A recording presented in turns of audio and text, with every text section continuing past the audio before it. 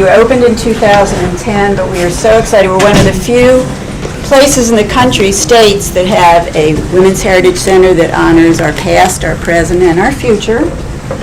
And you can tell our theme is up on the board, adding her story to history to tell our story. Because there's so many places and books that have left women out of history, so that's part of our aim. We have a theme each year.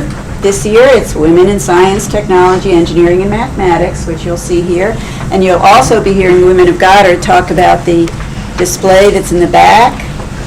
And I know some of you have been looking at it. The women that are there are featured on that display. So we are so lucky to have them with us and look forward to telling us their stories. Well, I can answer it from a very high level, because I was the AA for science when this came into headquarters.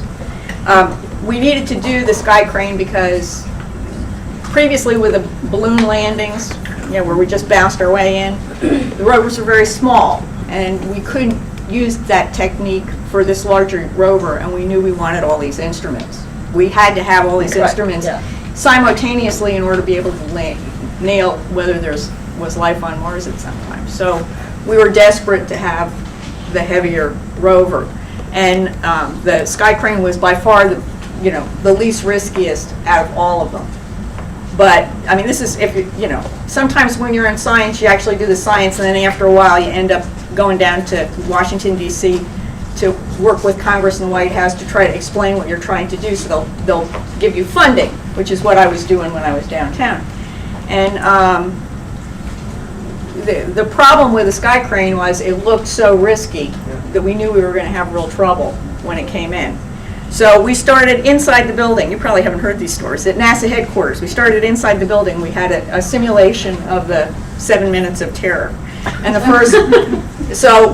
first time we aired it was in a meeting where we have all the upper staff at NASA headquarters. We have these internal meetings to decide what we're going to do. And so I decided just to bite the bullet and try it with everybody in the room. So I just sat back and played this thing and watched everybody's face just blanch white. I mean, absolutely white, because nobody wants to be in a situation where they take that much obvious risk with this big an investment. I mean, this is hard to convince Congress it's a good thing to do. It's hard to convince the White House, because nobody wants a failure on their hands. But we didn't have any choice, basically. This was the least riskiest thing we could do to get the data we had to have. I knew about the fact that it was too heavy to land the airball way, but I didn't this is great, and I didn't also understand if there were other options, because there were riskier options. Yeah. I mean, but we had to convince everybody. So the big job was, the difference was, we were very lucky at that point in time, because we had Mike Griffin as NASA administrator, and he was an aerospace engineer. I mean, he has a book on aerospace engineering, a textbook. And so we were actually able to brief him and convince him that this was what we needed to do, and it was the least riskiest approach. And technically we could explain it to him. If we had had a more political administrator at that point in time, they may have decided not to do it. So it was just one of those things that happens. It's serendipity. You just get the right bunch of people together at the right time, which, and you change history. So we were just lucky. Okay? Thank you. This is great. And it's exciting that we're learning from each other as here. Yeah. And now Mary will speak on her own behalf. Oh, yeah, okay. My turn? And, Yeah. I'm going to show you a film from my first space flight. Right on the set! Thank you. So what happens when you're getting ready for space is it takes a long time. For this particular flight, my first space flight, we had a whole bunch of different payloads we rolled through, and we were assigned as a crew for almost 3 years before we flew. Okay, so we all got to know each other really well, because we had been working in a place the size of a closet before we ever flew in a spaceship. So these guys are like my brothers. We're like a big family. We still keep track of each other, and it's a lot of fun. So this is the crew, and you can start the movie. You can only show. Should I take the sound off? Take the sound off, yeah. Get something new out of it. There's nothing. Can you take it off? Yeah, great. Okay, so that was Brewster. The commander's talking for this part, but I'll just talk through the whole thing. Here we are getting into the bus. You know, before you fly, you're in quarantine, mostly so you aren't around kids, because kids make you sick, okay? They have lots of germs. Sorry, guys. But, so, you're in quarantine, then you get in the spaceship, and it lights off. These are the main engines that are lighting. And you can feel the spacecraft tip when that happens. And then those big solids light off, and it goes boom, and then you're coming off the pad. And you're sitting on your back with your feet up in the air, and then the shuttle, you're going to watch it as it clears the tower, it's going to turn, and you're going to be heads down, and you're going to fly heads down all the way to space. Okay? So, now I was a flight engineer on my first flight, so I didn't see any of this, because I was so busy working, watching the numbers and stuff, that I was totally oblivious of the whole ride. On my second flight, I deployed Magellan, so I was down in the middeck all by myself. I didn't have anything to do unless we needed to bail out, which luckily didn't happen. And I got to really enjoy the ride, and it's a great ride. Okay? So it all depends on what your job is. You may notice what you're doing, what's going on around you, or you may be so focused you're not noticing a thing. But it only takes 8.5 minutes. That's it. Well, 8 minutes and 10 seconds before the main engine's cut off. So I basically had trained as a flight engineer for Ascent for 3 years, and it was over in 8 minutes and 10 seconds. Woo, you know, but all your training is to handle stuff if anything goes wrong. And basically, nothing went wrong. So when nothing goes wrong, the computers just do it, okay? And you don't have to do anything at all except make sure the computers and everything are working right. So it was a great ride. There's the big solids coming off. This was at night. Our first launch was at night. And when the solids separate from the shuttle, they separate with rockets, so you just fly through a big flame. And then you get up on orbit, the main engine shut off, and you look down at the Earth, and that's what it looks like. It's a fast ride. Is it all quiet up there? Yeah, there's no air outside the spaceship, so there's no sound. Okay. Now you do get sound in the spaceship, particularly when when you're moving the spacecraft, those big burn your engines fire and stuff, because they work on hydrazine, and you get a boom, big booms. But here we are setting up the spacecraft. First, you got a rocket, you're going to orbit. Then you get up on orbit, and you got your checklist, and you got to make the spaceship into an on-orbit orbiting laboratory. So you have 1,442 switches that you got to reconfigure, and you just follow your books. This is what it's like to go downstairs. There's just a hole in the floor, and you just float down. Okay? So it's great because you can just sort of move around. Now you got to be careful that you don't stall out. You got to learn how to move around if there's no gravity, because if you're stuck in the middle of the room here, if you didn't push off from the walls or the ceiling or the floor enough that you stalled out, you'd have to call one of your friends to come get you. Very embarrassing. You don't want to do that. Okay? So you have to learn to push off. So it's sort of like swimming, but there isn't any water, so you can't push, right? So on my first flight, we had 3 spacecrafts that we were deploying. These were commercial spacecraft. This was before the Challenger accident, so we were launching commercial spacecraft, and they're spin stabilized, and then you just release them off a big spring and they pop out. You hang around till the solar arrays deploy, and then you pull away. So when that big rocket fires to take the spacecraft, the satellite, up to orbit, if it blows up, you aren't close enough that you're in trouble. So the spinning top part, see the big round ball on the bottom with a nozzle? That's the rocket that's going to take it to the right place from where you let go of it. So we're monitoring the spacecraft, making sure that it's in good shape. This was an RCA spacecraft, this particular one. And you just drop them off where they need to go to get to the right orbit for what it needs to be. When you're up on orbit, flying in a spacecraft, things are a little different because it's orbital mechanics now. It's not like it is down there. So if you want to go faster, you have to hit the brakes, because if you hit the brakes, you go into a lower orbit, which speeds you up. So the whole thing about orbital mechanics is very counterintuitive when you're up there. Okay?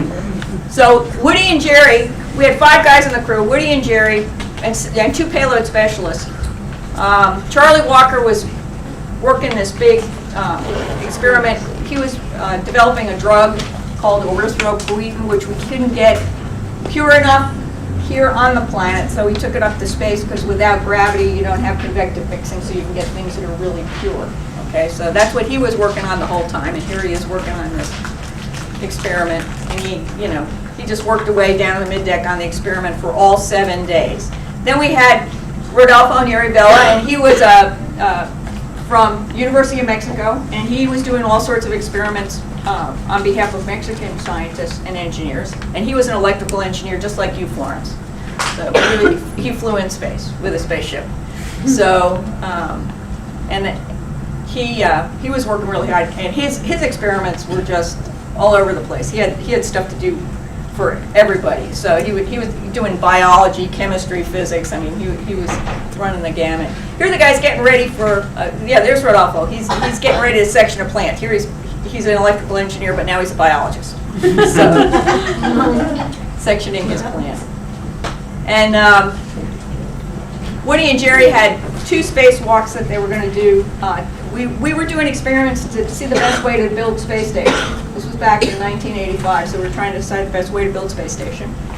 And we worked with various engineers around. There I am looking out the window. I was an environmental engineer. I was absolutely amazed at how fragile a planet looked.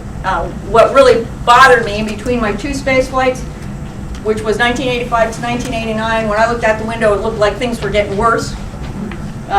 We are really doing major changes to the surface of the planet in a very short period of time. It really concerned me since I'm an environmental engineer, so that's why I moved back up to Goddard and started working on environmental spacecraft again. So things can happen to you in your career where you're going to go make major changes in what you do just based on what happens because of your jobs. But here's Woody and Jerry. Oh, here's everybody. We had Thanksgiving dinner up on orbit. We were up for Thanksgiving. So it was really fun. You can hardly see Jerry, but he's sitting on the roof. Jerry Ross was absolutely adamant that this was going to be his only chance to sit on the roof for Thanksgiving dinner. So he did. He sat up on the ceiling the whole time. But you don't go to space for the food. It's just all dehydrated camping food, rehydrated. You have your choice between hot water or cold water, which is disinfected with iodine, so it doesn't taste great. Okay. So, but we did have ocean spray cranberry sauce, just like I do at home, so that was okay. And we found that tortillas, because we had Rodolfo on board, we flew tortillas instead of bread, and we found out that tortillas are actually much better to make sandwiches in space because you can roll them all 4 sides up, and so the guts of the sandwich doesn't go flying out. That was our impromptu experiment. Here's Woody and Jerry getting ready to do their spacewalks, the 2 of them to do the space station experiments. And we had one from MIT. Zakiya went to MIT, so she's probably not going to like what I have to say about the MIT experiment because it didn't work that well. We had another one from Langley, and that worked a little better. But I mean, the one that didn't work from MIT, it wasn't supposed to work great because it was a time motion study. So it's actually, they had to make it so parts of it worked really well, and they had to run it all the way up to the part where it didn't work so well in order to get the data that they needed to fill in their numbers. So I was just teasing. This is looking out of the back of the spaceship with the guys out on the payload bay. My job during this part of the flight was to operate the robotic arm, the big arm on the shuttle. And here they are building a truss. If you look at this truss, this is a truss from Langley. It actually looks like the trusses in the space station that we have right now because this experiment worked really well. It was called Access, and we were able to hit the timeline, in fact, even do better than expected. Brewster, the commander, was working the cameras, and I was operating the arm. And I had Woody and Jerry on the end of the arm using it like a cherry picker. And because the arm has only 6 degrees of freedom in it, it will come to mathematical solutions where you don't know where it's going to go. So if you're an operator of the arm and you have guys on the end of it, you have to be real careful it doesn't take off in an unexpected way and squash them. So Woody and Jerry were being very nice to me throughout the entire training. And I was, of course, very gracious back saying, yeah, you guys, I'm a woman driver, I'll watch you. So there's Jerry on the end of the arm. He got up on the end of the arm and he wanted me to twist him around so he couldn't see the spacecraft and see what it was like to be all alone in space. So he got up there, and the first thing he did was he shot his arm straight out and started humming the Superman theme. So we had to work through day and night because you're going around the Earth every hour and a half. So you have a sunrise, sunset every 45 minutes. Really? Pretty neat, but you have to manage your, sun and dark cycles when you're working outside.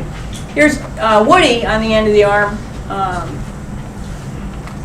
routing a little cord around the top to sort of see what it would be like to route electrical wire through these trusses and stuff. So we had all sorts of little side experiments we were doing once we got the truss set up. And there I am operating the arm. The arm is really fun to fly. It has 6 degrees of freedom. So on your right hand, you got roll, pitch, and yaw. And then your left hand's forward, back, up, down, left, right. Okay, so you put those two together, and you can really, maneuver it around incredibly well once you get used to flying it that way. And we were picking up the trusses and moving them around. There was about 400 pounds, and the guys were just moving them without any problem. You don't want to get too much momentum up. We had trained in case they got too much momentum up to pull the spacecraft away, and then we'd figure out what we were going to do if we had a bad day, but it worked out really well. So here's the MIT experiment called EASE, and we found out that EASE wasn't so easy, but then it wasn't supposed to be. And it was done by a professor that was at MIT, but now he's at University of Maryland, and he's the same professor that has the big water tank that does the research for how you operate in space. Because a lot of times we'll work underwater trying to get ready, because that's the closest, neutral buoyancy is the closest to zero G that we have for trying to train. So if you see Woody and Jerry working on this, during this experiment, their hands got really tired because you got a pressure suit on. It has 4.2 pounds per square inch of pressure, and you're working your hands against a pressure suit, so your hands get really tired. And you can see there's Jerry up on the top. The way you tell your friends apart when you're working out in a spacesuit, one guy always has red stripes on his legs, and the other guy doesn't. And so that's how you know which one's Jerry and which one's Woody, okay, just by the red stripes. So that's why if you see a spacesuit, sometimes they got red stripes, sometimes they don't, and it's just our way to be able to differentiate so you know who you're dealing with. And that's been a tradition for human spaceflight for a very long time. So even if you look at the Apollo pictures, they have that same mechanism for pulling each other apart. So if you watch Jerry, who's up on the top, it's sort of hard to see, but if you look at the left-hand portion of the screen, Jerry's going to come around, and you're going to see, and I want you to watch his feet, if you can sort of barely see him. And you're going to watch him see his feet. Watch his feet. He's putting the thing together. Now watch his feet. See what he's doing? You see him kick his feet? Now, would that do him any good in space? No. There's nothing up there to kick against. But we train in a pool. So the whole time he was up there, if he was having trouble getting stabilized, he used to cheat in the swimming pool by kicking his feet, and he was kicking up their bubbles and helping them out. So here's Woody again, and now he's turning EASE around, and this one was a little more difficult to manipulate because it had sort of a difficult center of gravity to manage, but it still was not hard for him to manipulate, and that was part of the experiment. And the only real problem we had through the entire flight was right here where we brought EASE back down, and there was a pin you had to put through it to reattach it to the spacecraft, and the pin wouldn't go through very easily. But luckily Jerry was down the bottom. Jerry grew up in a farm in the Midwest, and he's a strong guy. So he just finally brute forced the pin through, and it worked. So otherwise we were trying to figure out how to dispose of it. We had an experiment looking at thunderstorms from space. And if you look at the excitations you're going to see from lightning up there, well, you can barely see it, but we could see colors from the top of the thunderstorms, reds and blues. So we were recording that so that there would be some documentation, because you can't see those colors when you see them from underneath, but you can if you're all the way over and looking down. So we were able to see that from the spacecraft. Reds and blues, it's amazing. This is what it's like looking at the Earth. You're going across the Sinai Peninsula. We were just holding cameras up in the windows. Film cameras, we these great big canisters of film. We just have a little thumbnail drive now, so. Yeah. But again, this is just what it's like if you were just looking out of the spacecraft, looking down at the Earth. This is coming across the Atlantic Ocean. You know, you're going towards the east, okay? Because we go easterly. We want to have a cape to the east, so we're over the ocean in case we blow up. We rain down on the ocean instead of on people. So, and here we are getting ready to come back home. This is Charlie and Rodolfo down on the middeck. There's a physicist here. Yes, this is plasma. So when you're in physics class, you're going to learn about this theoretical thing the physicists talk about called plasma. But if you're in a spacecraft, it's a really real thing because you're seeing it out your windows when you come back in through the upper atmosphere. And you're totally enveloped in this plasma, so that's what it looks like with the plasma coming over the upper window of the spacecraft. And you can see a little plasma right on the bottom of this. And when you're coming back in for re-entry, you turn the spacecraft in big S turns so no one part of the bottom of the spacecraft gets too hot. You know, we don't burn off the coating. We have these really tiles that with liners in between. So you're just roll a spacecraft like this so you keep the heating even. But first it's over the east coast of China, you flip the spacecraft around, you burn to slow down, then you flip the nose, and then you just glide all the way across the Pacific Ocean. And we landed in Edwards Air Force Base. And this is what it's like looking out the window, side window, when you're coming over the coast of California. And what you can see were clouds, and that sort of, it was cloudy. When we burned, it wasn't cloudy. We weren't supposed to land through clouds. But sometimes well, there's Oxnard, that looks pretty good. But sometimes the weather doesn't always cooperate because it takes you a while to get back in. So we actually came through a cloud, but here we are in final. Came through the cloud and we were right where we were supposed to be, which was really good because you don't have any engines, so you're just gliding. But you take a big turn when you're coming in, and that way you can make a smaller circle if you're too low, or a larger circle if you're too high. So that's why we do a great big, it's called going around the hat. You do a great big circle coming in, and then you just straighten out, and you don't drop the landing gear until right before you're going to land because you don't want that much drag. Okay? And we've been up for 7 days. Brewster, who was the commander, is landing the spacecraft. What amazed me was, here we are dropping the gear. I dropped the gear, and I expected that we would, really touch down hard, because you're in this flying brick. Well, Brewster, I could hear the wheels going on the runway out at Eddy before I could feel any pressure in the seat. And I sit in a commercial airliner and sometimes feel like my teeth are going to get knocked out of my head. And I go, wait a minute, what's wrong with this picture? I've been flying with guys that can make a flying brick into an absolutely soft landing. So what's wrong with these guys? But anyway. So looking at the side window of the spaceship when we're coming into Edwards, that's what it looks like. So you can see how fast we're going as we get. Now that was derotation. Now the nose is down, so you can see the speed will pick up. So that's just looking out the side window and how fast everything's going by. To give you an idea, as compared to when you're in a regular airplane, you're going a little bit faster, and it takes you a little bit longer to slow down because of that. So during this period, we were always landing out at Edwards because we needed the extra runway space in case we had anything we didn't expect.